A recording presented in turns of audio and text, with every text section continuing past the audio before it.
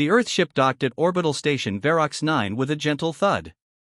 5 human mechanics stepped out, carrying their specialized toolkits. Han led the group, his experienced eyes already scanning the station's visible infrastructure. Behind him followed Sung, a compact man with quick hands, then Ji-woo, whose talent for diagnosing problems was legendary back on Earth.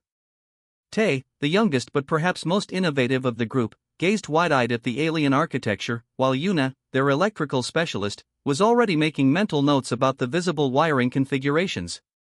"Welcome to Verox 9, said a blue-skinned Silurian official who met them at the airlock. "I am Assistant Administrator Lono. The Central Power Core awaits your expertise." Han nodded politely. "We're ready to begin immediately." The humans had been contracted specifically for this job. The station's power core was showing signs of instability, and the Silurian engineers couldn't identify the cause. What the humans didn't know was that this was their first official contact with the Silurian Alliance, a relatively isolated faction that had only recently joined interstellar politics. As Lono led them through the station's curved corridors, the mechanics noticed other aliens watching them with curiosity. The Silurians were tall, with blue skin and four-fingered hands. They moved with careful precision, their culture valuing order above all else. "The core chamber is through here," Lono said, gesturing to a massive circular door. "Our chief engineer Pelto will brief you." Inside, the humans found a massive power core pulsing with blue energy. Chief Engineer Pelto, an older Silurian with darker skin, approached with obvious skepticism. "These are the humans?" he asked Lono, not bothering to lower his voice. "They seem fragile." Han stepped forward. "We may not look impressive to you, but we've fixed cores twice this size. Show us the problems you're experiencing." Pelto reluctantly walked them through the issues: power fluctuations, unexplained energy drains, and mysterious shutdowns. As he spoke, the 5 humans were already spreading out, examining different sections of the core. "This connection sequence is unusual," Yuna said, studying a panel. Tae was already on his back, sliding under a console. "The thermal regulation system has been modified from standard designs." Ji-woo closed her eyes, listening to the core's hum. "There's a harmonic disruption in the main chamber." The Silurians watched with increasing interest as the humans worked with intuitive coordination that seemed almost telepathic. Han would point, and Sung would immediately understand which tool was needed. Ji-woo would mutter something about resonance patterns, and Tae would adjust his approach without further explanation. 3 hours into their work, however, disaster struck. As Ji-woo was recalibrating a power conduit, the lights throughout the station flickered. Then several systems shut down simultaneously. Life support briefly hesitated, causing everyone to hold their breath until it resumed. Alarms blared throughout the station. Commander Kido, the station's security chief, burst into the core chamber with 6 armed guards. Tall even for a Silurian, with a scar across his face, he pointed accusingly at the humans. "Halt all activities," he shouted. "Our systems are failing throughout the station." Han tried to explain. "We've just started diagnostics. This isn't." "Silence." Kido cut him off. 5 outsiders arrive, and suddenly our station experiences catastrophic failures? This cannot be coincidence. "It's likely connected to why we were called here in the first place," Yuna argued. "If you'll let us continue, we can." "You will continue nothing," Kido interrupted. "You are all being detained pending investigation for sabotage." The guards moved forward, confiscating the humans' tools and placing restraints on their wrists. The 5 mechanics exchanged worried glances as they were led away. "This is a mistake," Han said firmly. "We're here to help." "Commander," Pelto protested, "perhaps we should give them more time." "I am responsible for station security," Kido replied coldly. "And I will not risk further damage." As the humans were marched to the detention area, more systems throughout the station began to fail. Lighting dimmed in outer sections. Environmental controls went haywire in the commercial district, causing a brief snow flurry in the central market. What neither the humans nor the Silurians realized was that this incident would soon escalate far beyond a simple misunderstanding. Throughout the galaxy, species who had long experience with human mechanics reacted with shock when news of the detention spread. In the holding cell, Jiwoo sighed. They really don't know, do they? Know what? Tae asked. How the rest of the galaxy feels about human mechanics, she replied. They're about to find out. As if on cue, the station's communication system began pinging with incoming priority messages from across the sector. The storm was about to break, and Commander Kido had no idea what he had just started. Ambassador Bora was enjoying a quiet meal when her communication device buzzed with urgent priority. Her aide, a slender Zillion, rushed to her side with a datapad. Ambassador, you need to see this immediately, the aide said, his voice trembling. Bora took the pad and read the message. Her three eyes widened, and she dropped her eating utensil with a clatter. The Silurians have done what? She gasped. The message was clear: 5 human mechanics had been detained on orbital station Verox 9 under suspicion of sabotage. Bora stood up so quickly that her chair fell backward.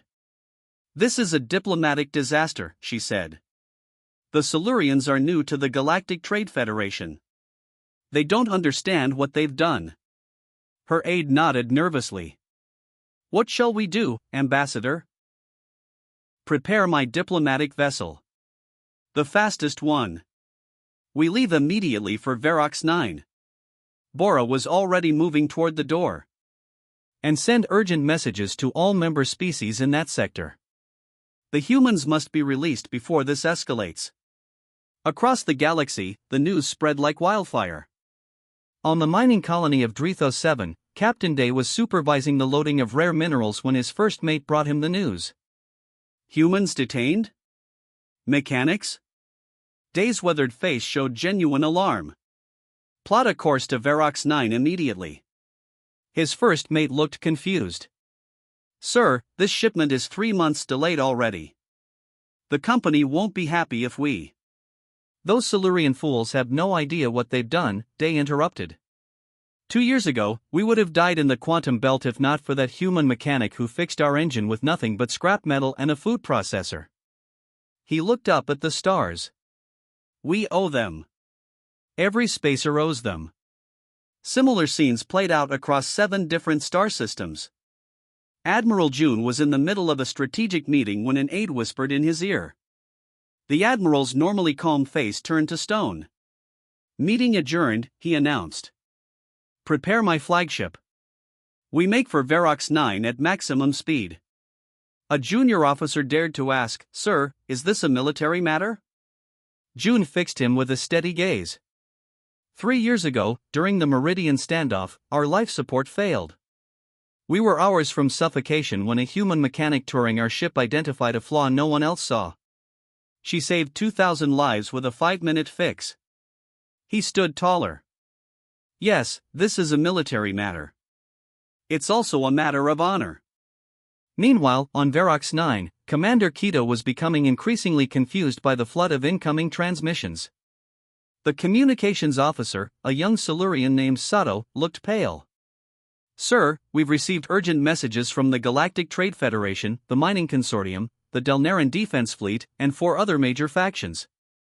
They all demand the immediate release of the human mechanics. Kido frowned. This makes no sense. They're just mechanics suspected of sabotage. Why would so many care? Station Director Morrow entered the command center, his face grave. Commander, what have you done? I've just been informed that Ambassador Bora herself is en route with a diplomatic flotilla. Captain Day has changed course for our station. Even Admiral June's flagship is headed our way. But why? Kido asked, genuinely confused. An older Silurian technician who had worked off-station before joining Verox 9 cleared his throat. Sir, humans are special. Their mechanical abilities are prized throughout the galaxy. On my previous assignment, our ship's captain would take a week-long detour just to have a human look at our engines for routine maintenance. That's absurd, Kido said. No species is that valuable. The technician shook his head. You don't understand, sir. There are ships that won't leave port without a human mechanic's blessing. There are captains who claim humans can speak to machines. I've seen a human fix in minutes what our best engineers couldn't solve in months. As if to emphasize his point, another section of the station lost power. The backup system sputtered to life, but warning indicators flashed across the command center screens. Director Morrow looked at the screens with growing alarm. And we've imprisoned the very people who could fix this. I was protecting the station, Kido insisted. The Nelvian ambassador just sent a personal message, Sato reported. It says only, you imprisoned human mechanics? Are you crazy? Outside the station, the first ships were already arriving, vessels that had been close enough to respond quickly. They took up positions around Verox 9, not threatening but unmistakably present. In their holding cell, the 5 human mechanics sat calmly. Han looked at his companions with a slight smile. They'll figure it out soon enough, he said. They always do. How long do you think before they beg us to fix their station? Yuna asked. Jiwoo glanced at the flickering lights. At this rate? Hours, not days. Ambassador Bora's diplomatic vessel dropped out of faster-than-light travel with elegant precision. Behind her ship came 12 others, forming a perfect arrowhead formation. The ships represented 7 different species, all unified by a single purpose. On the command deck of Verox 9, alarms sounded as the fleet appeared on their sensors. Director Morrow, multiple vessels have arrived, the sensor operator reported, her voice tight with stress. They've taken up positions around the station. Director Morrow stared at the display with growing concern. Are they hostile? No weapons systems are active, but... The operator hesitated, they're positioning themselves at our key access points and docking zones. Commander Kido studied the tactical display. They're cutting off our escape routes and supply lines without firing a shot. The communications system chimed. Incoming transmission from Ambassador Bora's vessel. Put it through, Morrow ordered. Ambassador Bora's face appeared on the main screen. Her expression was calm but stern. Director Morrow, Commander Kido, I formally request permission to dock and discuss an urgent diplomatic matter. Morrow nodded quickly. Of course, Ambassador. We welcome you to Verox 9. As the communication ended, Kido turned to Morrow. Sir, I strongly advise against. Enough, Commander, Morrow cut him off. Your actions have brought this crisis upon us. I suggest you prepare to explain yourself. 20 minutes later, Ambassador Bora walked into the station's conference room. She was followed by Captain Day, Admiral June, and 4 other representatives from different species. They sat across from the nervous Silurian leadership. Let me be direct, Bora began. You are holding 5 human mechanics in detention. This is unacceptable. Kido leaned forward. Ambassador, with all due respect, these humans are suspected of sabotage. Multiple station systems began failing shortly after they arrived. Captain Day, a burly figure with scarred hands, laughed without humor. And you think humans, mechanics, no less, would sabotage a station? The very people who can speak to machines like old friends? The timing is suspicious, Kido insisted. Admiral June spoke quietly. Commander, did it occur to you that the systems might be failing precisely because there was already a serious problem? The very reason you called for human mechanics in the first place? Before Kido could respond, the lights in the conference room flickered and died. Emergency lighting kicked in, bathing everyone in a dim red glow. That's the 4th major system failure in 6 hours, Director Morrow admitted, looking embarrassed. Your station is falling apart, Bora said bluntly. And you've imprisoned the only people who could easily fix it. On a nearby display screen, they could see more ships arriving. The space around Verox 9 was becoming crowded with vessels of all shapes and sizes. What do all these people want? Kido asked, genuinely confused. They want the humans released, Captain Day explained, as if speaking to a child. Many of them owe their lives to human mechanics. Some have traveled halfway across the sector just to express their outrage. Ambassador Bora folded her hands on the table. Here is my ultimatum, release the human mechanics immediately, or face severe consequences. What consequences? Kido challenged. Admiral June answered. Every ship you see out there will refuse to dock at Verox 9. The Galactic Trade Federation will suspend your membership. Your station will be blacklisted by every major shipping company, mining consortium, and trading guild. Over 5 mechanics? Morrow was astonished. Not just any mechanics, Bora corrected him. Human mechanics. The beings who can fix anything, who can see problems no one else can see, who have saved countless lives across the galaxy with their unique abilities.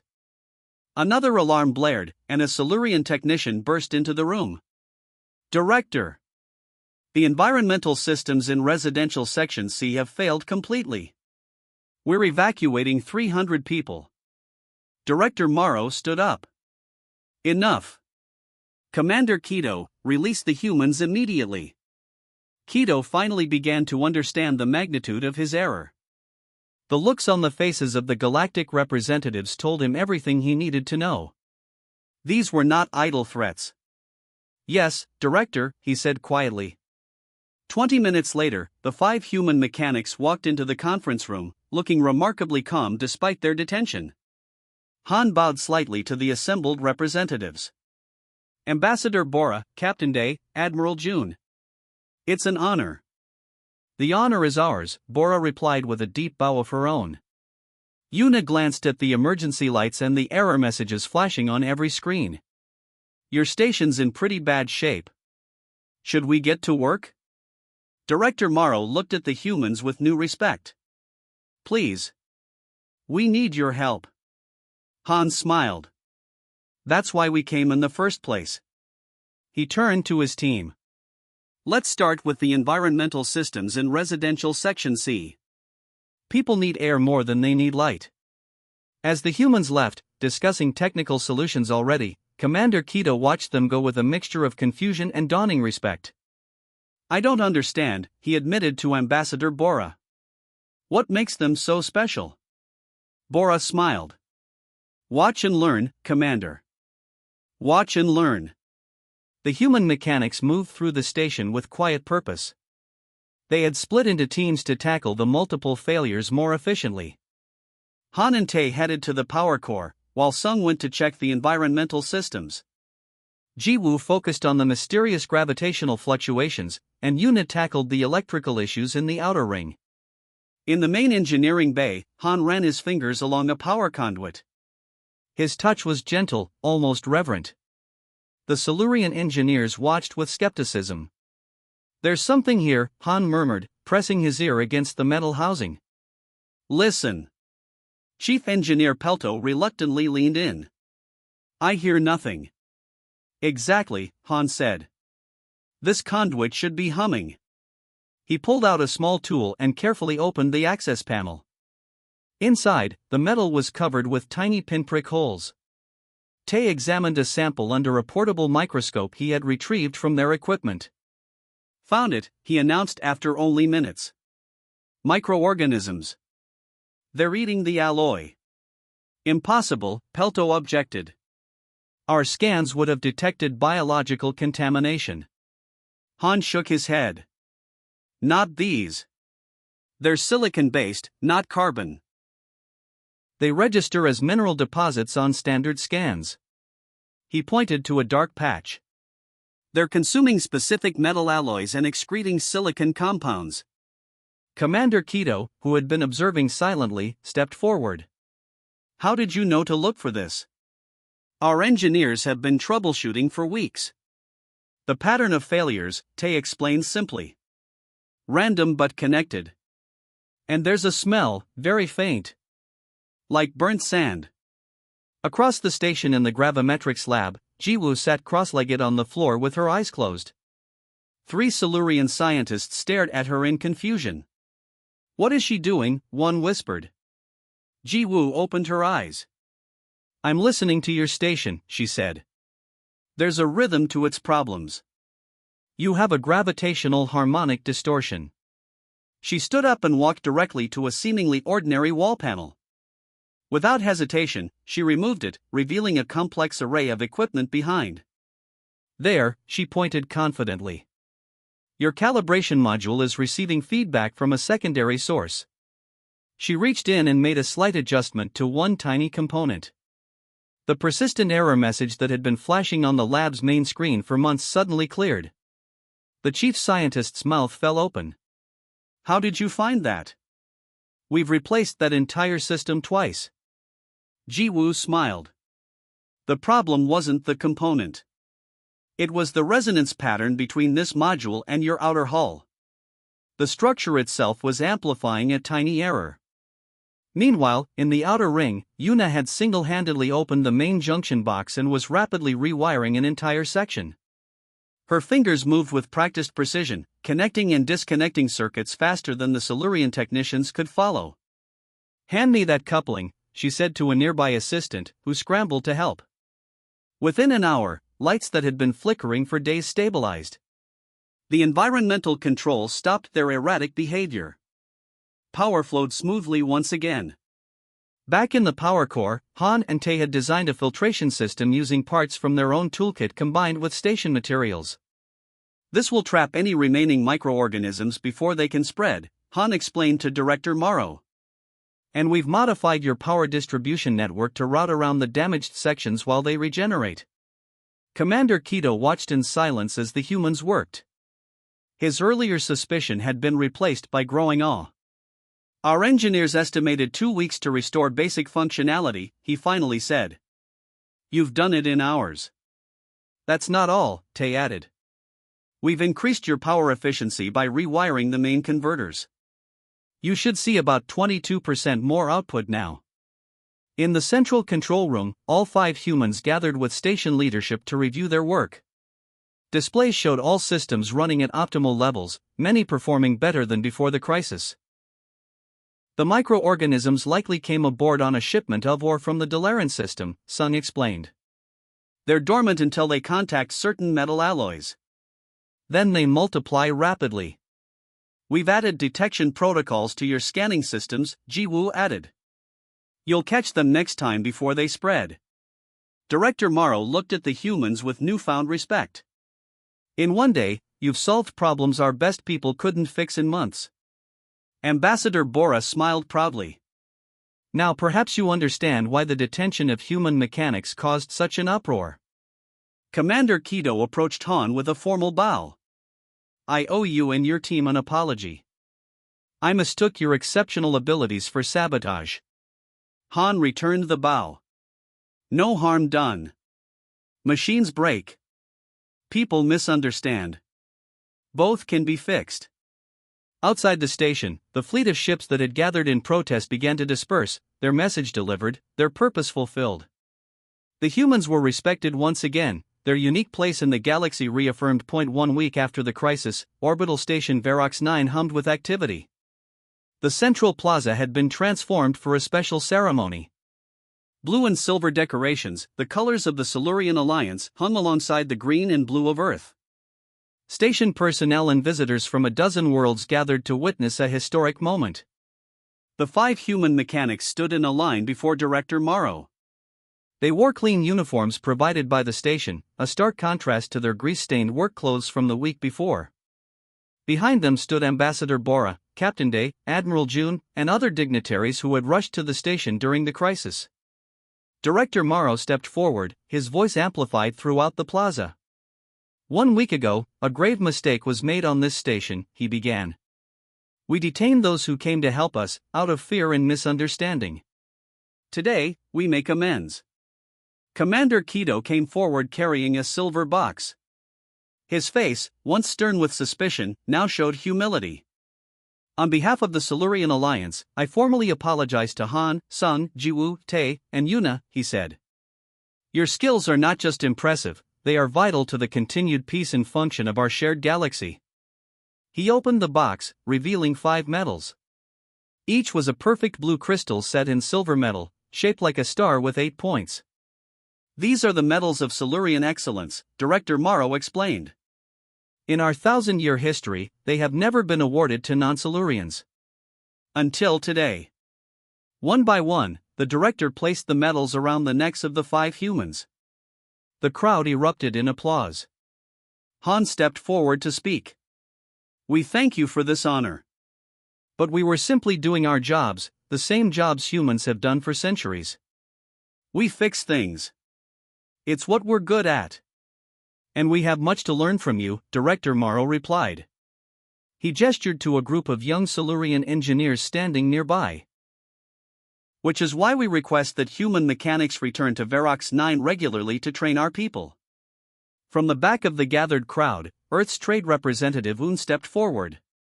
She was a small woman with a commanding presence. The people of Earth would be honored to share our mechanical knowledge, she said. In return, we hope to learn from Silurian expertise in quantum communications. Ambassador Bora watched with satisfaction as Director Morrow and Representative Un signed the first trade agreement between Earth and the Silurian Alliance. What had begun as a crisis had transformed into an opportunity. Later that evening, at a reception in the station's main dining hall, the 5 mechanics mingled with officials from across the galaxy. Jiwoo found herself speaking with a young Silurian engineer. How do you do it? The engineer asked. How do you know exactly where to look, what to fix? Jiwoo smiled. It's hard to explain. Some say humans have a special connection to machines. I think we just see patterns others miss. Across the room, Captain Day was telling stories to a rapt audience. 3 years ago, in the Calbrini Nebula, my ship's drive failed completely. We were drifting toward a radiation belt with no power. The only human aboard was a cook named Min. Never worked on engines in his life. Day leaned forward dramatically. He took one look at our engine room and pointed to a coupling no one had checked. Said it looked sad. Can you believe it? Looked sad. But he was right. The story brought laughter and nods of recognition from other spacers in the group. Everyone had a similar tale. As the reception wound down, Ambassador Bora approached the 5 humans. Your ship is ready whenever you wish to depart, she said. But I suspect your services will be in high demand after this incident. Han nodded. We've already received 16 new contract offers since this morning. Bora smiled. Word travels fast. There's already a saying spreading through the nearby systems, even the Silurians know better than to detain a human mechanic. The next morning, as the human ship prepared to depart, Commander Kido stood at the docking bay to see them off. I still don't fully understand, he admitted to Han. What makes humans different? Why can you fix things that baffle our best engineers? Han considered the question. Perhaps because throughout our history, we've always had to adapt and improvise. Earth has no uniform environment like your homeworld. We've always needed to fix things with whatever we had on hand. Kido nodded slowly. I hope to learn more from your people. And we from yours, Han replied, extending his hand in the human gesture of friendship. As their ship pulled away from Verox 9, the 5 mechanics looked back at the station they had saved. Its lights shone steadily now, systems running better than ever before. Another job done, Sung said with satisfaction. And another species that understands our place in the galaxy, Yuna added. The universe continued its endless dance, planets spinning, stars burning, and ships traveling between them. But something had changed. The Silurians, once isolated and cautious, now opened their doors wider to the galaxy. And humanity's reputation as the fixers, the problem solvers, the mechanics of the stars, grew just a little stronger. The end.